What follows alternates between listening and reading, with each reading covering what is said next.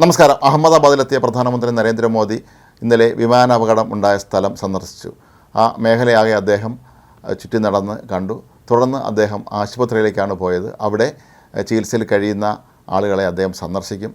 വിമാനത്തിലെ എല്ലാ യാത്രക്കാരും കൊല്ലപ്പെട്ടു എങ്കിലും വിമാനം തകർന്നു വീണ BJ ആശുപത്രി ഹോസ്റ്റലിന് സമീപമുള്ള നിരവധി പേർ കൊല്ലപ്പെടുകയും പലർക്കും പരിക്കേൽക്കുകയും ചെയ്തിട്ടുണ്ടായിരുന്നു.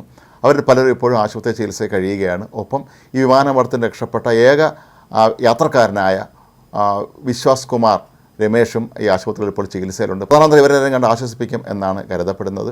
ഇന്നലെ കേന്ദ്ര ആഭ്യന്തരമന്ത്രി അമിത്ഷായും കേന്ദ്ര മന്ത്രിമാരും മറ്റുമൊക്കെ തന്നെ ഇന്നലെ അഹമ്മദാബാദിൽ എത്തിയിരുന്നു. അവിടെ നടക്കുന്ന എല്ലാ കാര്യങ്ങൾക്കും കൃത്യമായ ഏകോപനം നിർവഹിക്കുന്നത് അവരാണ്.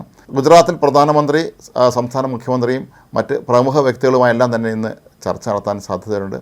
തുടർന്നായിരിക്കും അദ്ദേഹം ഡൽഹിയിലേക്ക് മടങ്ങുക. ഏതായാലും രാജ്യത്തെ നടുങ്ങിയ ഈ ഒരു അപകടം ഹൃദയഭേദകമായിരുന്നു എന്നാണ് പ്രധാനമന്ത്രി ഇന്നലെ സമൂഹ മാധ്യമമായ എക്സിൽ വിശേഷിപ്പിച്ചത്. ഇത് തന്നെ ഞെട്ടിപ്പിച്ചുവെന്നും വിമാനാപകടത്തിൽപ്പെട്ടവർക്കൊപ്പമാണ് തൻ്റെ മനസ്സ് എന്നും പ്രധാനമന്ത്രി സമൂഹമാധ്യമങ്ങളിലൂടെ പറഞ്ഞിരുന്നു. ഏതായാലും അത് കഴിഞ്ഞ് മണിക്കൂറുകൾക്കകമാണ് പ്രധാനമന്ത്രി ഇപ്പോൾ അഹമ്മദാബാദിൽ എത്തിയിരിക്കുന്നത്.